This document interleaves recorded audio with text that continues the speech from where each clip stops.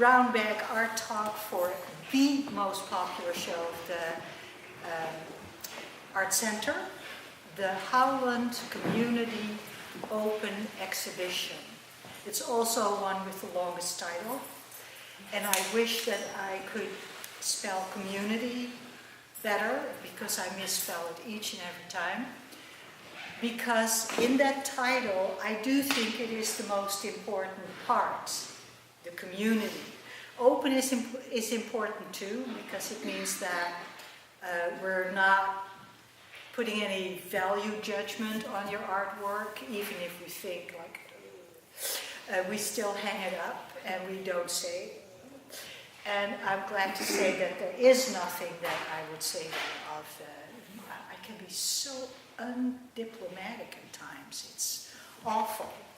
I asked 3 artists to be on the panel, and 2 of them are new to this show. They're all new to being on the panel, so I'm going to ask you to be kind. And one is new to the community, so we have to show our best, we have to put our best foot forward to show that we are a fantastic community. From left to right, we have Krista, who made this self-portrait, and we have Elden, who made the tree next to it, and Jessica, and I left the cowboy there on the wall because I think you can see it from there pretty well. How it works is I'm going to stand there so you can talk to me and the audience at the same time. And I encourage you to stick up your hand if you have a question. Don't wait until later and you've forgotten the question and whatnot. And you're going to have to hand the whatchamacallit, to each other. There are plenty of places up front.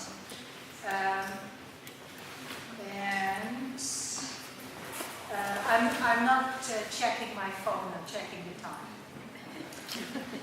Krista, so tell us a little bit about your background and how you decided to take part in this exhibit, and are you a regular artist? Well, I absolutely love this. Oh, and we have to turn it on. That's not yeah, really. Is it plugged in, ma'am? There we go. Is that better? And then there's a little button on our microphone. You have to push up. There. Sorry, I should have. That's better. Okay. Well, I became acquainted with the Art Center when I started volunteering here some time ago now. It seems like forever ago. And I volunteered up at the front desk, and I found out about the community open, which delighted me because it sounded like a lot of fun. And so I put my first ceramic piece in the first year, and then the second year I did a oil painting, and this year I did a collage. And for me, the collage is the most unusual because it's my only collage ever. I believe as an artist... Well, I'm going to pull you back a Okay. little. Tell us a little bit why you became an artist. And we'll talk about this particular piece a little bit later. Well, I think I became an artist when I was a little girl painting rocks with watercolors out in the front yard. Here in South Corvallis. And, then it was, for me, lifelong, if I played hooky from school, I was home making art. That's, I wasn't out goofing off. It was all about how can I get more time to make something, to create something, and the hours that you put into it really didn't matter to me. It was all about making things and falling into that world. I took a lot of time to raise a family and took a bit of a break from art, and then went back into it full force when my kids were a little older and not so prone to get into my oil paints. And then I went to college for a fine arts degree at Western Oregon, where I studied both oil painting and ceramics. I had a difficult time deciding which medium was going to be my medium because both of my sisters were extremely artistic, and so it was a question about, I can't do what my sisters do. So what, you can't kind of overlap in your family. It's like there's so much talent sometimes in certain families, and mine, I never considered myself very talented because the whole family was talented. So I was just like average. Okay, Elden. So this is the first time that you're participating in the Arts Center, and Right. you have in the Community Open. You have such a wonderful piece. Thank you. So have you been doing this long? What's your background? Do you do art? I just retired 2.5 years ago, and now I have a lot of time for art. So I retired. I'm a welder, so I've always been into metal work, and I just started getting into metal art just maybe about 4 or 5 years ago. But I've always been an artist, and since I was little, and like her, I'm from a artistic family, and it's real competitive when we were kids. So I like a lot of different, and I've tried a lot of different type of arts, from carving, ivory, wood, painting, drawing, and I've slowly gotten tired and got into metal, and that's where I'm at right now. All right. Jessica. Yes. So you're new to this I'm community, new. and you jumped in right away. Yes. And said, I'll show up and I'll show them. Oh. So tell us a little bit about your art background. So the cowboy. The cowboy is from a series of paintings that I did a few years back, and they're all solitary people in settings. And I'm realizing I really enjoy doing portraits and singular settings, and that's actually a friend of mine. I also play music, and that was actually backstage at a show, and the bass player climbed up there. So You are a painter? I am a painter, and I also do printmaking, linoleum cut, wood cut, and right now one of my main interests is just pencil drawing, graphite drawing of portraits. How did you get into art? My mom is also an artist, so it was just sort of a natural thing. I think we all come from families that are That's interesting. very creative, so yeah. There was really no out for you guys. No, we were trapped right from the start. Yeah. What do you enjoy so much about painting? I enjoy exploring that creative realm as a solitary individual person. I also play music, so that's a different kind of creating for me, where I'm working with a group of people and creating something together. And so this is a chance for me to explore my own voice as an individual. And how did you get to painting? That's a good question. I think it was just various instructors, showing me different mediums and trying to explore different things. I went to a few different schools, University of Evansville, and I studied at Purdue University for a little while, and have just been sort of exploring art on my own ever since. So. Do you think it is important to go to an art school? Or? I think it depends on the person that is exploring. It certainly can teach you how to use new materials and techniques and things, and introduce you to other creative people. I think it depends on the person and where they are and what they're doing. So, Elden, did I understand correctly that you are more self-taught? You taught? I did go to school and took some art classes in college, but it was extra classes. It wasn't a major or anything. Yeah. And it was in painting, acrylic and oil painting. Yeah, and I feel that you need to go to school because just a couple classes that I took wasn't enough because my painting isn't very good. So It's anyway. very good to know your limitations, isn't it? So is that, the feel that your painting wasn't very good, did that make you go to doing three-dimensional? No, I wish I could do better in painting. I like painting, and I wish I could do more. I know that there's a lot to it, and yeah, you would have to go to school too, because I ran into a dead How end. did you get to carving and doing three-dimensional work? Because Well, I'm a good welder. thinking around the corner isn't that easy. Yeah, I'm a good welder, and I've always had interest in metals and the different welding of different metals, and yeah, I always like art, and from sculptures, from carving wood, and I just knew that I could form wood with bending, and Yeah. so What's the difference between working in metal and working in wood or ivory?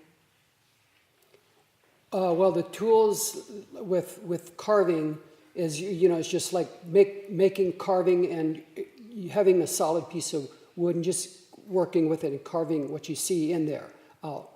But with metal, you just have basic pieces of metal, scrap metal, you can get from the scrapyard, and then you have to form it to the object that you want. So you have to do all the bending and welding it together. So it's building it up instead of having something carving it out. Yeah, so it's totally different. Yeah, it's a different way of getting your vision. Do you feel that Oh, I'm sorry. Okay, yeah, I'm sorry. do you feel that in metal you have more freedom? I shouldn't say yes or no question. Well, there's a lot of different things you can do with metal. Some people like to take what they find in nuts and bolts and ball bearings and make things out of it and just build something with what they have. But I have a different way. I just see something and I take the metal, just raw pieces of metal, and then I have to form it to what I need. So you can do a lot with metal, different things. And there's a lot of different types of metal sculptures out there that's just their own style. What's your favorite metal to work with? I love welding titanium, and because that's what expensive, it's a little spendier, harder to work with, but it's strong, and so, but mainly with titanium you do different types of things, more structural stuff, but copper is really nice to work with because it's really soft, and it makes really nice yard art. Yeah. Do you solely weld, or do you also hammer or saw? Yeah, there's a lot of different types of welding. Gas welding, wire welding, faster production wire welding. TIG welding is an electric. It's like gas, but it's electric. You have to add a wire to it, and so the tooling to have go into welding and metal art is expensive, but the material's cheap. You can find it anywhere.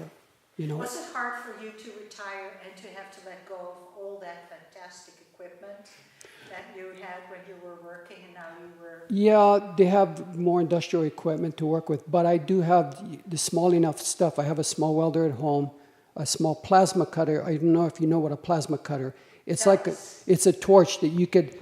So here, if you take a piece of metal, let me take this metal out. I brought some show and tell things. So if you take a piece of metal, just metal, and you can draw a picture of a leaf, for instance, like that. So you take two pieces of metal and you put it and you cut a leaf with a plasma. It's just like how they make designs of fish and they cut it out. It's an electrical high electric and with air, so it just cuts it just like you're cutting out Yeah. clay and then so I separate the two pieces of metal, put a piece of copper in between, and then weld it all the way around, and that's how you have the copper in between the leaves. It's lovely. So it's just a lot of cutting and polishing, and then you could take it and heat it up and do what you want with it. And you can make all kinds of stuff, not just leaves. Are you using heat Heat? as you form things? Well, I do a lot of bending. You have like, I don't know what you know, it's an arbor press or the small little press. You can bend metal or hammer it on an anvil. So there's a lot of ways of bending metal. Yeah, you can use some heat. I do cold bending on, like the bird takes a lot of bending. It's just basically flat metal, and you have to do two halves and bend it and then weld it all the way around so it's hollow in the middle. Yeah. Krista, now that we're talking about technique, you mentioned the collage is unusual for you, and this is black and white. Tell us a little bit how you put this together. Well, I started off with a self-portrait with a camera. Actually, the camera is in the photograph through a mirror. And I used and then I went black and white with it. And I took magazines and went through magazines and found, you know, I know that I was going black and white, but I would find like rose petals for the skin. And then, you know, I would copy that on a copy machine into a black and white form. And I played with the values. So through the copy machine, I would copy the petals of flowers, and then I would change the value of the lights and darks to get the different variations. And I did that with all the different textures. And for example, the hair is from a magazine of like lace. And I would change the value of the lace in the copy machine because I wanted it to be lace, but then I would cut it, you know, individually after I copied it from the pages of magazines. And I think my favorite part is the clothing, how I took different scenery items, you know, different jewelries, and, you know, part of the clothing is like a row houses, like all, you know, all crammed together, like in a row in the neighborhood. What made you think of using copies? What made you think of this? Artists never cease to amaze me in a good way. Well, I've always been a bit partial to black and white photography, and you know, I wanted to do a collage, and I was contemplating doing color or black and white, but I think I was raised on old movies and old black and white movies and musicals, and that style Black and and white glamour. the black and white glamour, and so that's really what pulled me to switch from color to black and white, to take it into something, you know, back for, you know, early movie time, you know, Greta Gable and Doris Day, and, you know, some of these old photographs that they used to do. And, you know, my dad was a professional photographer, so that really drew me towards a style and look that I was going to go for with doing this self-portrait. And I wanted it to show my interest in photography, you know, having the camera in there and using that as part of it. So what made, here's the question. I'm curious, what is your smallest, what is your average, you know, piece that you cut? You know, I mean, that's a beautiful piece of. I have they're pretty tiny, you know. The skin is probably the smallest, you know, with the different, you know, the way I did the skins, and it's kind of a circle, more like petals. You know, instead, like I took the petals of roses and then I made them into the shape of petals to actually lay them on. So it gave it its own feeling of a texture based on that concept. I really enjoyed making them small and layering them because it added its own texture and its own life to a feeling of movement with the different values. My smallest piece is actually my joke in the whole thing. It's like, have a really teeny tiny statue sitting on the shoulder, you know, and I just cut out the statue and sat him on my shoulder there as kind of a We all joke. have to look closer. Yeah. If I rub my hand across this, would it have texture? Would it feel texture? Well, it has the glass, but you can feel the different layers, and it might actually want to pull up because, you know, I don't have them glued over the top. I just have them glued on the underneath section, so it gives it a chance to lift just a bit and give a little bit of some, you know, 3D form to it, not just like pasting it down and having it completely flat. So, you know, it's one reason why it's all behind glass and protected, because you can run your hand across it and maybe even rip it up a little bit if you're not careful. So you mentioned that when you were in college, you couldn't decide between painting and ceramics. So what made you go to collage? Because you're all painting glasses. Well, painting and ceramics is not really where I started with art. You know, I think it's a dilemma a lot of artists face, is that we want to do everything, you know, and to become a professional or to really fine tune, you have to pick really one area to really focus and obsess over to get your name out, get known, get, you know, the skill level up. And, you know, I kind of did too, but, you know, I really started with watercolors and graphite. You know, it's kind of where I began. And going into the ceramics and painting was part of the education, because, you know, I didn't grow up with a ceramic capabilities, and I didn't grow up with painting, so it was kind of the two areas that I never did as a child. You know, it's like, what have I not done before? So Jessica, you mentioned you're into graphic nowadays. Yes. So what gets you into the studio? And what do you do there? As far as what motivates me to work, or the thing that I'm really working on right now is, like I said, portraits, and a lot of them are pencil, graphite, and I'm focusing on doing portraits of people who live alone, and so it actually gets me kind of out of the studio, and so doing painting and other more quiet, solitary things are my alone time, but my art right now is sort of navigating to social interactions where I'm working with people that live alone and doing portraits of them, and I'm kind of I'm looking for more subjects in Corvallis. What's the attraction to people living alone? Well, I've spent a good deal of my life living alone, and there are certain challenges and things that you think about, and different ways of just having to navigate daily life. And so I started to actually, it was sort of an interesting moment. I had a little home studio in Albuquerque where I was living before here.